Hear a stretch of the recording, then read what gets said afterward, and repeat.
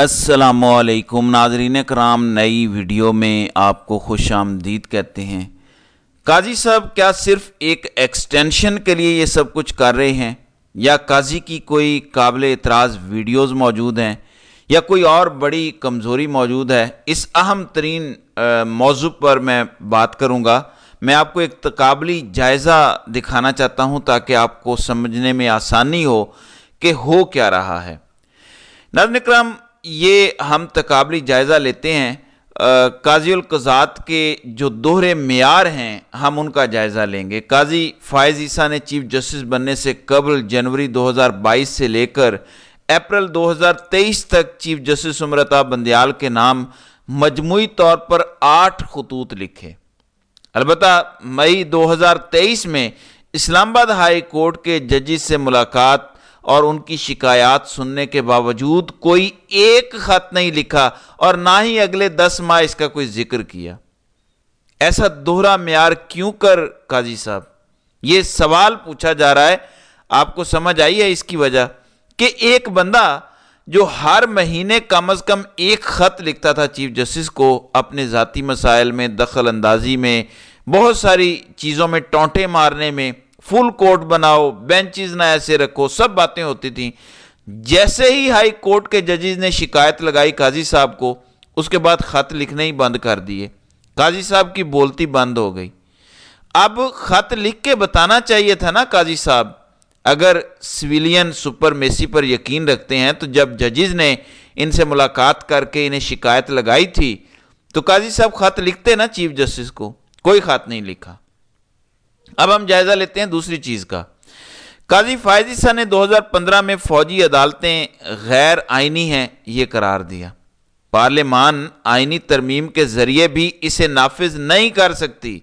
ये काजी साहब का बयानिया था 2015 में कि आइनी तरमीम भी हो जाए तब भी फौजी अदालतें नहीं हो सकती क्योंकि ये बुनियादी हुकूक के खिलाफ हैं। 2024 में फौजी अदालतों को गैर आइनी करार देने का 5 रुकनी बेंच का फैसला गुज़श्ता 6 माह से मुअत्तल और सुप्रीम कोर्ट में ज़ेर इल्तवा है। काजी फ़ाइज़ ईसा का फैसला है कि फौजी अदालतें गैर आइनी हैं और मैं पार्लियामान की जानिब से की गई आइनी तरमीम को मुस्तरद करके उसे कलअदम करार देता हूँ। ये 2015 में इन्होंने अपने फैसले में मजीद लिखा, यानी मैं कलअदम करार देता हूँ। आज काजी साहब कहते हैं कि पार्लियामान सुप्रीम है और मैं उसका बड़ा एहतराम करता हूं। हाई कोर्ट जजों की हिरासानी से मुतालिक पार्लियामान कानून साजी करे, हम कुछ नहीं कर सकते।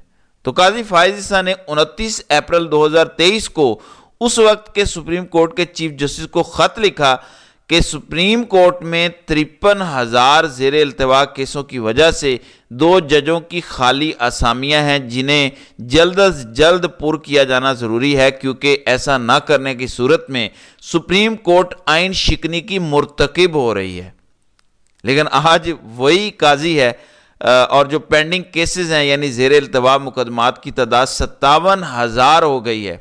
उसके बावजूद सुप्रीम कोर्ट में 3 खाली असामियां कई माह से पुर करने को ये तैयार नहीं है। ये मैंने चंद दोहरे मेयार आपको काजी साहब के दिखाए हैं। मैं तो इस नतीजे पे पहुंचा हूं, कुछ लोग कह रहे हैं कि कोई कॉम्प्रोमाइजिंग एसिड्स हैं, कोई कहता है कि कॉम्प्रोमाइजिंग वीडियोज़ हैं। सिर्फ एक्सटेंशन का मामला नहीं है, सिर्फ एक्सटेंशन की खातिर कौन इतना जलील होता है। लेकिन नाज़रीन इकराम, मैं इसको डिफरेंट एंगल से देखता हूँ और सबसे ज़्यादा मुख्तलिफ एंगल से मैं ही देखता हूँ। आप इससे इत्तेफाक भी कर सकते हैं, नहीं भी कर सकते। काजी साहब जनरल कियानी का प्रोजेक्ट है। जैसे ये कहते हैं ना कि इमरान खान प्रोजेक्ट है पाशा और ज़हीरुल इस्लाम का। आप ज़रा गौर करें, इनकी अकल पर मातम करने को दिल करता है। जनरल पाशा और ज़हीरुल इस्लाम का प्रोजेक्ट इमरान खान था, लेकिन जिस दौरान जनरल पाशा और ज़हीरुल इस्लाम DGISI थे, एक के बाद एक इन सब के दरमियान या पीपल्स पार्टी की हुकूमत रही या नून लीग की रही। एक बार भी इमरान खान की वो हुकूमत नहीं दिला सके, लेकिन प्रोजेक्ट इमरान खान था।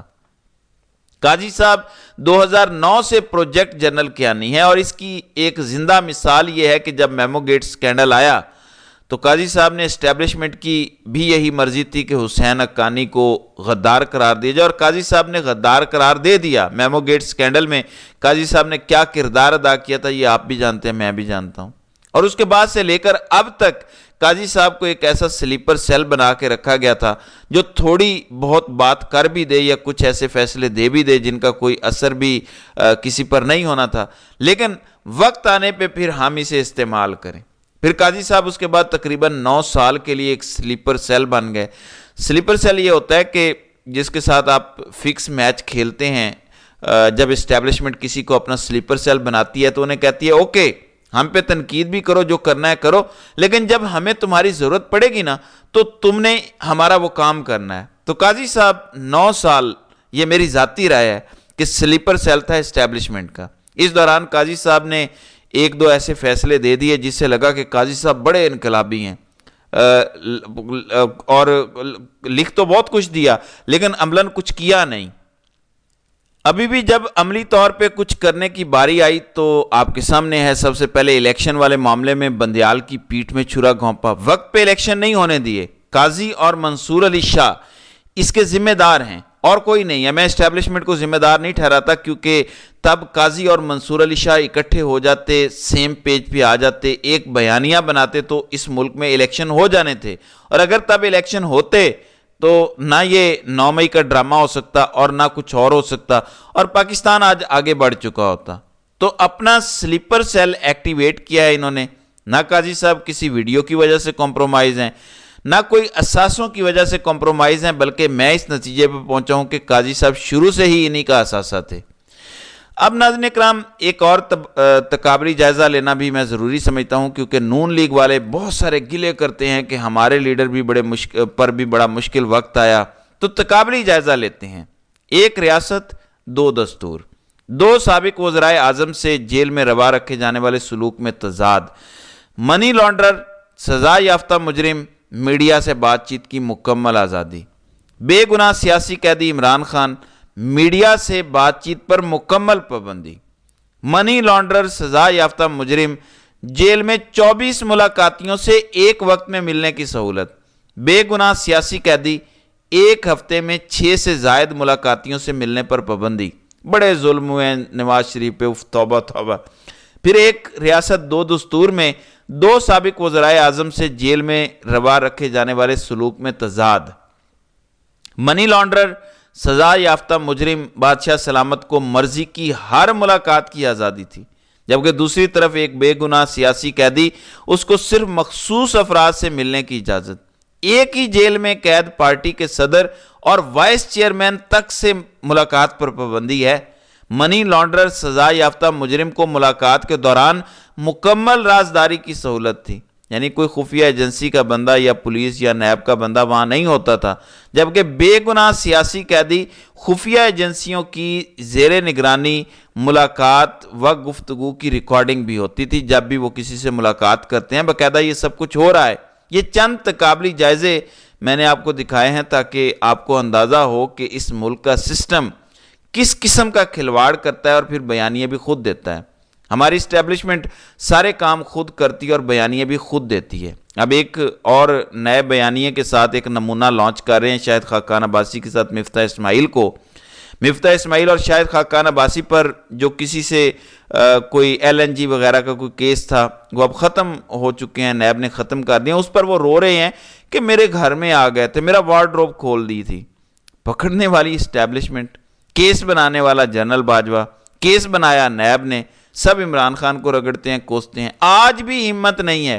اور جنہوں نے یہ سب کچھ کیا آج انہی کی گود میں بیٹھ کر پارٹی لانچ کرنے کی بات کر رہے ہیں۔ تو ہمیشہ ایسا ہوا ہے، اس ملک کی اسٹیبلشمنٹ نے اپنے موروں کو خود ہی استعمال کیا، جب وہ تھوڑا ادھر ادھر ہوئے تو ٹائٹ کیا اور پھر استعمال کیا۔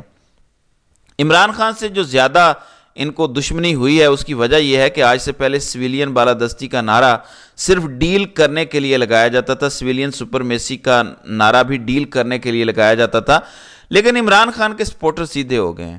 انہوں نے فیصلہ کر لیا ہے کہ یہ ملک اب پاکستان کی اسٹیبلشمنٹ نہیں چلائے گی، ہم جب تک جد و جہد کر سکتے ہیں ہم کریں گے، لیکن اب اسٹیبلشمنٹ نے یہ ملک نہیں چلانا، یہ فیصلہ کر بیٹھے ہیں۔ اور یہ چیز اسٹیبلشمنٹ کے لیے قابل قبول نہیں ہے۔ شغل میلے میں آپ نعرہ لگائیں، ہلکا سا فرینڈلی میچ کھیلیں، ٹھیک ہے ہوتا رہتا ہے، نواز شریف نے بھی 2-4 گالیاں دے دی تھی کسی ایک جلسے میں، بس کافی ہے، زیادہ سیریس نہ ہو۔ لیکن یہاں عوام پوری طرح سے سنجیدہ ہو گئی، اور یہ اصل وجہ جس وجہ سے یہ تپے ہوئے ہیں، اور اس عوامی مومنٹ کو پوری طرح سے انہوں نے کرش کرنے کی جو کوشش کی ہے اور جا بجا پلانز بنائے ہیں، بیانیے دیے ہیں، پے در پے شکست پر انہیں پوری طرح سے ننگا ہو کر سامنے آنا پڑا ہے۔ آج عوام کا بچہ جانتا ہے کہ اس سارے ظلم، جبر، دھاندلی اور تباہی کے پیچھے کون ہے، اور یہی چیز ان کو مزید تکلیف دیتی ہے، کیونکہ اس سے ہوتا یہ تھا پہلے کہ جب اسٹیبلشمنٹ ایک بات کرتی تھی، ملٹری کی جانب سے کوئی پیغام آتا تھا، تو سیاسی پنڈتوں کے ساتھ ساتھ عوام بھی احترام کرتی تھی کہ انہوں نے کہہ دیا ٹھیک ہی کہا ہوگا۔ مگر اب ایسا نہیں ہے، جب بھی یہ ایک بیانیہ لانچ کرتے ہیں، جب بھی یہ کوئی سٹانس لیتے ہیں، عوام سامنے آ جاتی ہے۔ یہ وہ تکلیف ہے جس کا کوئی مداوع نہیں ہو پا رہا، اور یہی چیز انہیں عمران خان سے نفرت میں مزید بڑھا رہی ہے، کیونکہ عمران خان نے عوام کو وہ شعور بخشا ہے جسے یہ اپنے لیے زہر قاتل سمجھتے ہیں۔ تو ناظرین کرام، آپ کی اس ویڈیو کے حوالے سے کیا رائے ہے؟ آپ اپنی رائے کا اظہار کامنٹ سیکشن میں ضرور کیجیے گا۔